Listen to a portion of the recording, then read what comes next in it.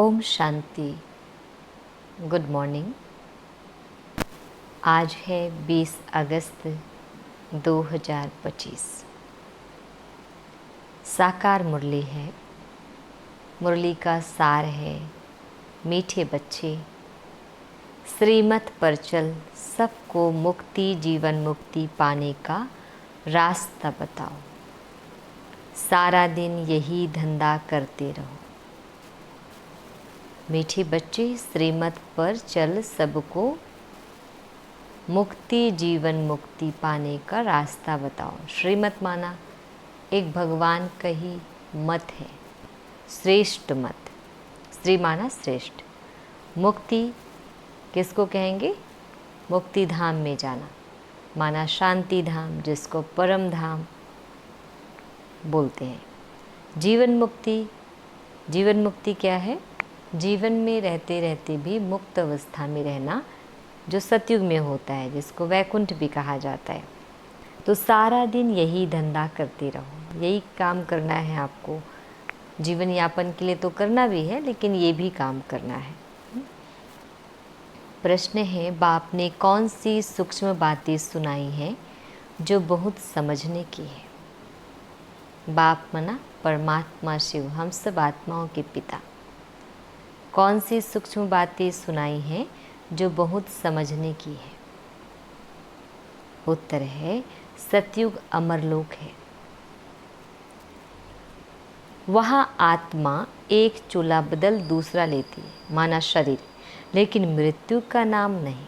इसलिए उसे मृत्यु लोक नहीं कहा जाता। अभी जिस लोक में हम हैं, इसको मृत्यु लोक कहा जाता है। क्यों? क्योंकि अकाली मृत्यु हो जाती है, अचानक मृत्यु हो जाती है ना, किसी की कोई गारंटी नहीं है, और बहुत जल्दी मृत्यु हो जाती है।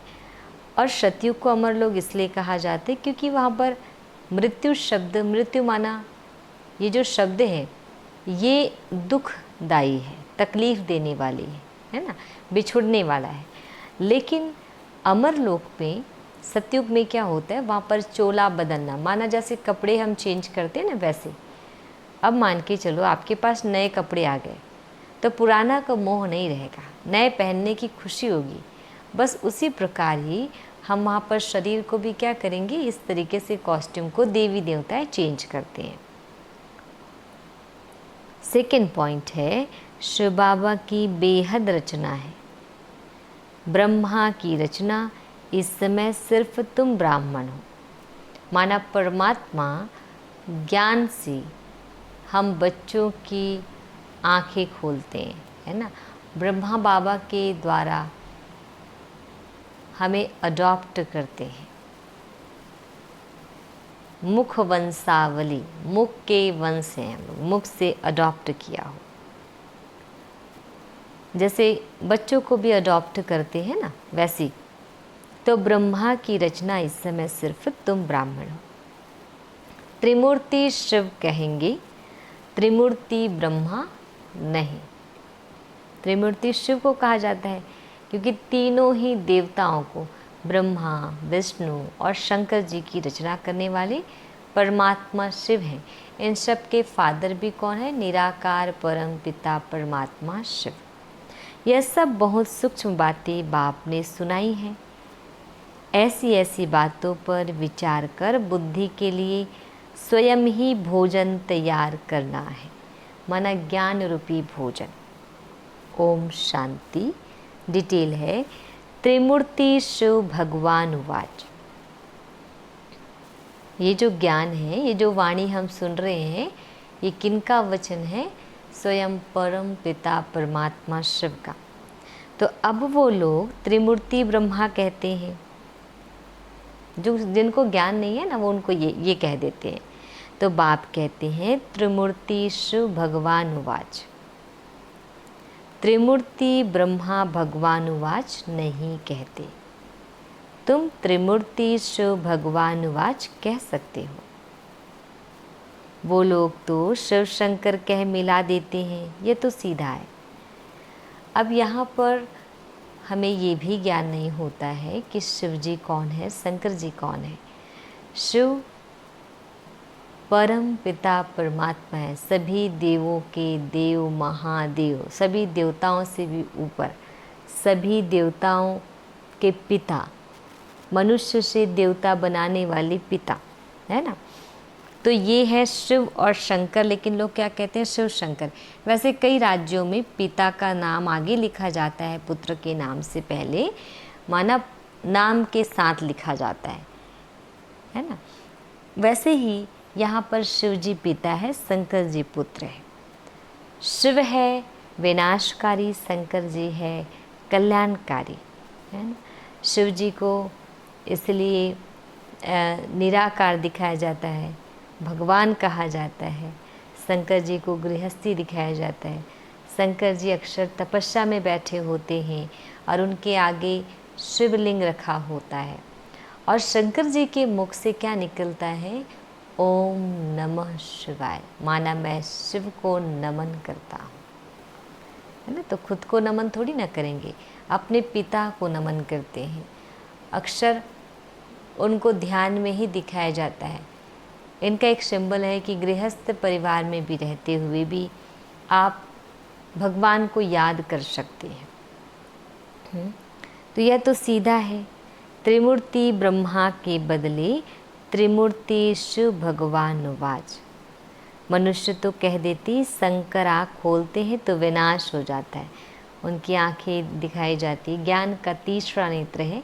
ज्ञान सागर बाप से जब कनेक्शन जोड़ते हैं, भगवान को याद करते हैं, तो संग का रंग तो लगेगा ना। तो भगवान क्या है, ज्ञान के सागर हैं, तो उनका भी ज्ञान का तीसरा नेत्र है। और ऐसा कुछ नहीं होता है कि आंखें खुली और एक झटके में विनाश हो जाएगा, क्योंकि इस पूरी सृष्टि को बनने में समय लगा, तो वैसे धीरे धीरे विनाश होता है। यह सब बुद्धि से काम लिया जाता है। तीन का ही मुख्य पार्ट है, ब्रह्मा विष्णु और शंकर।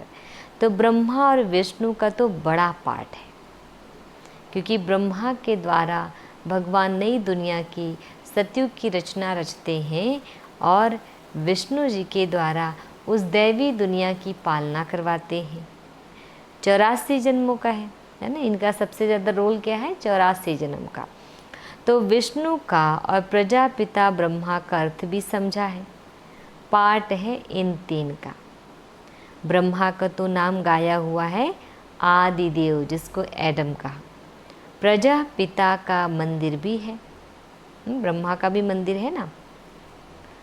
यह है विष्णु का अथवा कृष्ण का अंतिम 84वां जन्म। अभी कौन सा टाइम चल रहा है, कह रहे कृष्ण का, विष्णु जी का अंतिम 84वां जन्म। तो देखो, जो श्री कृष्ण जी होते हैं उनका स्वयंवर होता है, तो वही विष्णु जी बनते हैं, जिसका नाम ब्रह्मा रखा है। लेकिन इस समय पर अब वो आत्मा जन्म मरण के चक्र में आते आते मनुष्य जन्म जब लेते हैं, माना रहते तो सभी मनुष्य हैं, लेकिन कर्म और पवित्रता के कारण हम उनको देवता कहते हैं और हम सब मनुष्य कहलाते हैं। तो अब ये जो है श्री कृष्ण जी का अंतिम जन्म, जिसको ब्रह्मा का रोल कहा गया, जिसके द्वारा भगवान नई दुनिया की स्थापना करते हैं, तो एक सबसे पावरफुल सोल है। तो सिद्ध तो करना ही है ब्रह्मा और विष्णु। अब ब्रह्मा को तो एडॉप्टेड कहेंगे, है ना, क्योंकि ब्रह्मा माना दादा लेखराज थे, उसके बाद उन्होंने परमात्मा शिव का अवतरण हुआ, तब उसको अडॉप्ट किया गया। तो यह दोनों बच्चे हैं शिव के, ब्रह्मा भी और विष्णु जी भी। वास्तव में बच्चा एक है। हिसाब करेंगे तो ब्रह्मा है शिव का बच्चा, है ना। वही एक आत्मा है जिसका अलग अलग युगों में अलग अलग समय पर रोल अलग अलग है। तो बाप और दादा, विष्णु का नाम ही नहीं आता। प्रजापिता ब्रह्मा द्वारा शिव बाबा स्थापना कर रहे हैं, विष्णु द्वारा स्थापना नहीं कराते। शिव के भी बच्चे हैं, ब्रह्मा के भी बच्चे हैं। विष्णु के बच्चे नहीं कह सकते, क्योंकि सतयुग में आ गए। न लक्ष्मी नारायण को तो बहुत बच्चे हो सकते हैं। यह है बुद्धि के लिए भोजन। आप ही भोजन बनाना चाहिए। सबसे जास्ती पार्ट कहेंगे विष्णु का। 84 जन्मों का विराट रूप भी विष्णु का दिखाते हैं, न कि ब्रह्मा का। विराट रूप विष्णु का ही बनाते हैं क्योंकि पहले पहले प्रजापिता ब्रह्मा का नाम धरते हैं। ब्रह्मा का तो बहुत थोड़ा पार्ट है, इसलिए विराट रूप विष्णु का दिखाते हैं। चतुर्भुज भी विष्णु का बना देती। वास्तव में यहाँ अलंकार तो तुम्हारे हैं। यह भी बड़ी समझने की बातें हैं। कोई मनुष्य समझा न सके, बाप नए नए तरीके से समझाते रहते हैं। बाप कहते हैं त्रिमूर्ति शिव भगवान उवाच, राइट है ना। विष्णु ब्रह्मा और शिव, इसमें भी प्रजापिता ब्रह्मा ही बच्चा है। विष्णु को बच्चा नहीं कहेंगे, बल क्रिएशन करते हैं। क्या करें बाबा, बल क्रिएशन कहते हैं, परंतु रचना तो ब्रह्मा की होगी ना, जो फिर भिन्न नाम रूप लेती है। मुख्य पार्ट तो उनका है। ब्रह्मा का पार्ट भी बहुत थोड़ा है इस समय का। विष्णु का कितना समय राज्य है? सतयुग में 1250। सारे झाड़ का बीज रूप है शिव बाबा। सारे विश्व की आत्माओं के पिता कौन है? परम पिता परमात्मा शिव।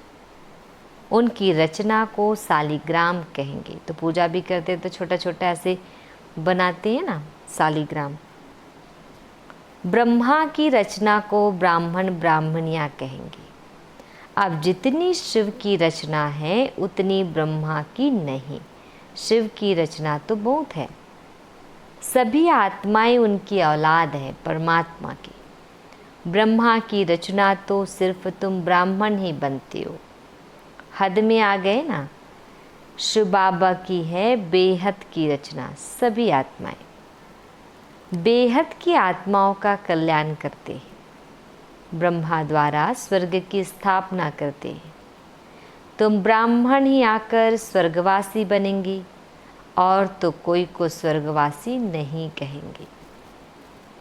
जो ऐसा नहीं, मरने के बाद माना एक ऐसा अच्छा कर्म कर लिया अगर इस जन्म में, तो आपको 21 जन्मों के लिए जो प्रारब्ध मिलेगा, सुख शांति मिलेगी, मनुष्य से आप देवता बन जाएंगी, है ना, तो उसको हम स्वर्गवासी कहेंगे। आजकल क्या है, किसी की मृत्यु हो जाती तो उसको भी हम स्वर्गवासी, स्वर्ग सिधारा कहते हैं। माना वो नरक में था, अब वो स्वर्ग चला गया, तो इस बात की खुशी होनी चाहिए कि बिना कोई अच्छा कर्म के कोई स्वर्ग भी चला जाता है। ऐसा पॉसिबल नहीं है। तो निर्वाण वासी अथवा शांति धाम वासी तो सब बनते हैं, जिसको निर्वाण धाम, उसी शांति धाम को कहा। सबसे ऊंच सर्विस शिव बाबा की होती है। सभी आत्माओं को ले जाते हैं। सभी का पार्ट अलग अलग है। शिव बाबा भी कहते हैं मेरा पार्ट अलग है। सबका हिसाब किताब चुकतू कराए, तुमको पतित से पावन बनाए ले जाता हूँ। तुम यहाँ मेहनत कर रहे हो पावन बनने के लिए। दूसरे सब कयामत के समय हिसाब किताब चुकतू कर जाएंगे, फिर मुक्ति धाम में बैठे रहेंगे। सृष्टि का चक्र तो फिरना है। तुम बच्चे ब्रह्मा द्वारा ब्राह्मण बन फिर देवता बन जाते हो। तुम ब्राह्मण श्रीमत पर सेवा करते हो, सिर्फ मनुष्यों को रास्ता बताते हो। सिर्फ मनुष्यों को रास्ता बताते हो। कौन सा रास्ता? मुक्ति और जीवन मुक्ति को पाना है तो ऐसे पा सकते हो। दोनों चाबी हाथ में है। यह भी जानते हो कौन कौन में मुक्ति, कौन कौन जीवन मुक्ति में जाएंगे। कौन कौन मुक्ति में और कौन कौन जीवन मुक्ति में जाएंगे। तुम्हारा सारा दिन यही धंधा है। कोई अनाज आदि का धंधा करते हैं तो बुद्धि में सारा दिन वही रहता है। तुम्हारा धंधा है रचना की आदि मध्य अंत को जानना और किसको मुक्ति जीवन मुक्ति का रास्ता बताना। जो इस धर्म के होंगे वह निकल आएंगे। ऐसे बहुत धर्म के हैं जो बदल नहीं सकते, जैसे इंग्लो क्रिश्चियन काले होते हैं। रूप तो नहीं बदलता है, सिर्फ ऐसे बदल देंगे। ऐसे नहीं कि फीचर्स बदल जाते हैं, सिर्फ धर्म को मान लेते हैं। कई बौद्ध धर्म को मानते हैं क्योंकि देवी देवता धर्म तो प्रायः लोप है ना, अभी तक केवल मूर्तियाँ हो गई है। एक भी ऐसा नहीं जो कहे हम आदि सनातन देवी देवता धर्म के हैं। क्या कहते हैं लास्ट में? सनातनी है। देवताओं के चित्र काम में आते हैं। आत्मा तो अविनाशी है, वह कभी मरती नहीं। देखो, हम सनातनी भी अगर कहते हैं तो हम कौन सा सनातन? आदि सनातन देवी देवता धर्म के, है ना। एक शरीर छोड़ फिर दूसरा लेकर पार्ट बजाती है। उनको मृत्यु लोक नहीं कहा जाता, सतियों को। वह है ही अमर लोक। अपनी इच्छा से शरीर छोड़ेंगे, अपनी मर्जी से। चोला सिर्फ बदलती है। यह बातें बड़ी सूक्ष्म समझने की है। मुट्टा अर्थात थोक नहीं है। जैसे शादी होती है तो किनको रेज़गारी, किनको मुट्टा देते हैं। कोई सब दिखा कर देते हैं, कोई बंद पेटी ही देते हैं। किस्म किस्म के होते हैं। तुमको तो वर्षा मिलता है मुट्टा, क्योंकि तुम सब ब्राइड्स हो। बाप है ब्राइड ग्रूम, दुल्हन और दूल्हा, इसलिए कहते हैं शिव की बारात। शिव की बारात आप सबने उसकी विशेषता जानते हैं। देवताएं आगे आगे चलते हैं शिव जी के साथ में, लेकिन उसमें कहते हैं भूत प्रेत सबके सब वहाँ पर गए। किसी का आँख नहीं, किसी का कान नहीं। इसका मतलब है कि आत्मा कंप्लीट नहीं है, उनके अंदर बुराइयाँ हैं, वो पीछे पीछे चलेगी। तो तुम बच्चों को श्रृंगार कर विश्व की बादशाही मुट्ठी में देते हैं। विश्व का मालिक तुम बनते हो। मुख्य बात है याद की। जो जितना ज़्यादा भगवान को याद करते हैं उतने ही आत्मा पवित्र बनती जाती है। ज्ञान तो बहुत सहज है, भल है तो सिर्फ अल्फ को याद करना। परंतु विचार किया जाता है, याद ही झट खिसक जाती है। क्योंकि अगर हम मंदिर में भी बैठे हैं भगवान को याद करने के लिए, तो भी दुनिया की सब चीज़ें याद आ जाती है सिवाय भगवान को छोड़ के। जिसको याद करने के लिए बैठते हैं उसको ही हम याद नहीं कर पाते हैं। बहुत करके कहते हैं बाबा याद भूल जाती है। बाबा मना पिता। तुम किसको भी समझाओ तो हमेशा याद अक्षर बोलो। योग अक्षर रॉन्ग है। योग मना जिसमें हठ योग। लोगों को लगता है तप है, उसमें मेहनत है, परिश्रम है, कठिनाई है योग शब्द से। और याद तो हम सबको करने आता ही है। टीचर को स्टूडेंट की याद रहती है। फादर है सुप्रीम सोल। तुम आत्मा सुप्रीम नहीं हो। सुप्रीम माना परमात्मा जो बेदाग हो। तुम हो पतित। अब बाप को याद करो। टीचर को, बाप को, गुरु को याद किया जाता है। गुरु लोग बैठ शास्त्र सुनाएंगे, मंत्र देंगे। बाबा का मंत्र एक ही है, मन मना भव। मन ही मन में परमात्मा को याद करो। फिर क्या होगा? मध्याजी भव। तुम विष्णुपुरी में चले जाएंगे। तुम सब तो राजा रानी नहीं बनेंगे। राजा रानी और प्रजा होती है। तो मुख्य है त्रिमूर्ति, ब्रह्मा, विष्णु और शंकर जी। शिव बाबा के बाद है ब्रह्मा, जो फिर मनुष्य सृष्टि अर्थात ब्राह्मण रचते हैं। ब्राह्मणों को बैठ फिर पढ़ाते हैं। यह नई बात है ना। तुम ब्राह्मण ब्राह्मणियाँ बहन भाई ठहरे। बूढ़े भी कहेंगे हम भाई बहन हैं। यह अंदर में समझना है, किसको फालतू ऐसे कहना नहीं है। भगवान ने प्रजापिता ब्रह्मा द्वारा सृष्टि रची तो भाई बहन हुए ना, जबकि एक प्रजापिता ब्रह्मा के बच्चे हैं। यह समझने की बात है। तुम बच्चों को तो बड़ी खुशी होनी चाहिए। हमको पढ़ाते कौन है? शिव बाबा। त्रिमूर्ति शिव, ब्रह्मा का भी बहुत थोड़ा समय पाठ है। विष्णु का सतयुगी राजधानी में 8 जन्म पाठ चलता है, 8 गद्दियाँ चलती है। ब्रह्मा का तो एक ही जन्म का पाठ है, विष्णु का पाठ बड़ा कहेंगे। त्रिमूर्ति शिव है मुख्य। फिर आता है ब्रह्मा का पाठ, जो तुम बच्चों को विष्णुपुरी का मालिक बनाते हैं। ब्रह्मा से ब्राह्मण सुपर देवता बनते हैं, तो यह हो गया अलौकिक फादर। थोड़ा समय यह फादर है जिसको अब मानते हैं। आदि देव आदम और बीवी, इनके बिगैर सृष्टि कैसे रचेंगे। आदि देव और आदि देवी है ना। ब्रह्मा का पाठ भी सिर्फ संगम समय का है। देवताओं का पाठ तो फिर भी बहुत चलता है। देवताएं भी सिर्फ सतयुग में कहेंगे। त्रेता में क्षत्रिय कहा जाता। या बड़ी गुह्य गुह्य पॉइंट्स मिलती है, सब तो एक ही समय वर्णन नहीं कर सकती। वह त्रिमूर्ति ब्रह्मा कहते हैं, शिव को उड़ा दिया है। हम फिर त्रिमूर्ति शिव कहते हैं। यह चित्र आदि सब है भक्ति मार्ग की। प्रजा रचते हैं ब्रह्मा द्वारा, फिर तुम देवता बनते हो। विनाश के समय नेचुरल कैलेमिटीज़ भी आती है। विनाश तो होना ही है। कलयुग के बाद फिर सतयुग होगा।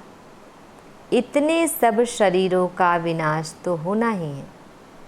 सब कुछ प्रैक्टिकल में चाहिए ना। सिर्फ आँख खोलने से थोड़े ही हो सकता। जब स्वर्ग गुम होता है तो उस समय भी अर्थक्वेक आदि होती है, तो क्या उस समय भी शंकर आँख ऐसे मिचते हैं। गाते हैं ना, द्वारिका अथवा लंका पानी के नीचे चली।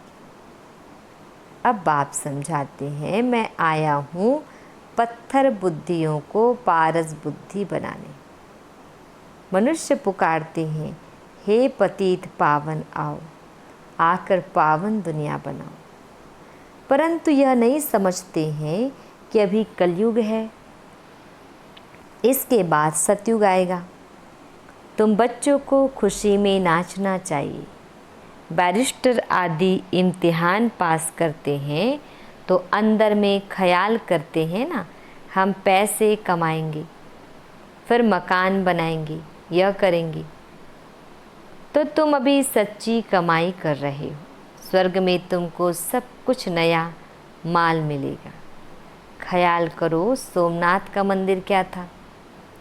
एक मंदिर तो नहीं होगा, उस मंदिर को 2500 वर्ष हुआ बनाने में। टाइम तो लगा होगा।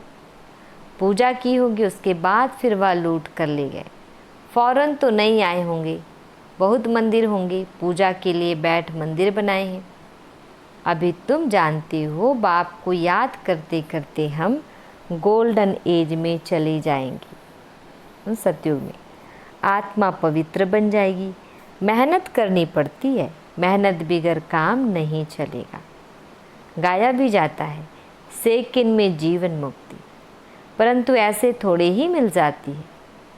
यह समझा जाता है बच्चे बनेंगे तो मिलेगी ज़रूर। तुम अभी मेहनत कर रहे हो मुक्ति धाम में जाने के लिए। तुम अभी मेहनत कर रहे हो मुक्ति धाम में जाने के लिए। बाप की याद में रहना पड़ता है। दिन प्रतिदिन बाप तुम बच्चों को रिफाइन बुद्धि बनाते हैं। बाप कहते हैं, तुमको बहुत बहुत गुह्य बातें सुनाता। आगे थोड़ी ही यह सुनाया था कि आत्मा भी बिंदी है, परमात्मा भी बिंदी है। कहेंगे पहले क्यों नहीं यह बताया, ड्रामा में नहीं था। पहले ही तुमको यह सुनाए तो तुम समझ ना सको। धीरे धीरे समझाते रहते हैं। यह है रावण राज्य। रावण राज्य में सब देह अभिमानी बन जाते हैं। सतयुग में होते हैं आत्माभिमानी। अपने को आत्मा जानते हैं। हमारा शरीर बड़ा हुआ है, अब यह छोड़कर फिर छोटा लेना है। ये कहाँ का ज्ञान है? सतयुग का। तो आत्मा का शरीर पहले छोटा होता है, फिर बड़ा होता है, ऑर्गन्स ही बढ़ता है ना। यहाँ तो कोई की कितनी आयु, कोई की कितनी, कोई की अकाले मृत्यु हो जाती है ना, कोई कोई की 125 वर्ष की भी आयु होती है। तो बाप समझाते हैं तुमको खुशी बहुत होनी चाहिए बाप से वर्षा लेने की। गंधर्वी विवाह किया, यह कोई खुशी की बात नहीं, यह तो कमज़ोरी है। कुमारी अगर कहे हम पवित्र रहना चाहते हैं तो कोई मार थोड़ी ही सकते हैं। ज्ञान कम है तो डरते हैं। छोटी कुमारी को भी अगर कोई मारे, खून आदि निकले, तो पुलिस में रिपोर्ट करे तो उसकी भी सज़ा मिल सकती है। जानवर को भी अगर कोई मारते हैं तो उन पर केस होता है, दंड पड़ता है। तुम बच्चों को भी मार नहीं सकती, कुमार को भी मार नहीं सकती, वह तो अपना कमा सकते हैं, शरीर निर्वाह कर सकते हैं, पेट कोई जास्ती नहीं खाता है। एक मनुष्य का पेट 4-5 रुपया, एक मनुष्य का पेट 400-500 रुपया। पैसा बहुत है तो हबच हो जाती है। गरीबों को पैसे ही नहीं तो हबज भी नहीं। वह सूखी रोटी में भी खुश रहते हैं। बच्चों को जास्ती खान पान के हंगामे में भी नहीं जाना चाहिए, खाने का शौक़ नहीं रहना चाहिए। तुम जानते हो वहाँ हमें क्या नहीं मिलेगा? बेहद की बादशाही, बेहद का सुख मिलता है। वहाँ कोई बीमारी आदि होती नहीं, हेल्थ वेल्थ हैप्पीनेस सब रहता है सतयुग में। बुढ़ापा भी वहाँ बहुत अच्छा रहता, खुशी रहती है, कोई प्रकार की तकलीफ़ नहीं रहती है। प्रजा भी ऐसी बनती है, परंतु ऐसी भी नहीं, अच्छा प्रजा तो प्रजा ही सही। फिर तो ऐसे होंगे जैसे यहाँ की भील। सूर्यवंशी लक्ष्मी नारायण बनना है तो फिर इतना पुरुषार्थ करना चाहिए। अच्छा, मीठे मीठी शिकिल दे बच्चों प्रति माता पिता बाप दादा का याद प्यार और गुड मॉर्निंग। रूहानी बाप की रूहानी बच्चों को नमस्ते। हम रूहानी बच्चों की रूहानी माता पिता बाप दादा जी को याद प्यार गुड मॉर्निंग और नमस्ते। शुक्रिया मीठे प्यारे बाबा, आपका लाख लाख शुक्रिया।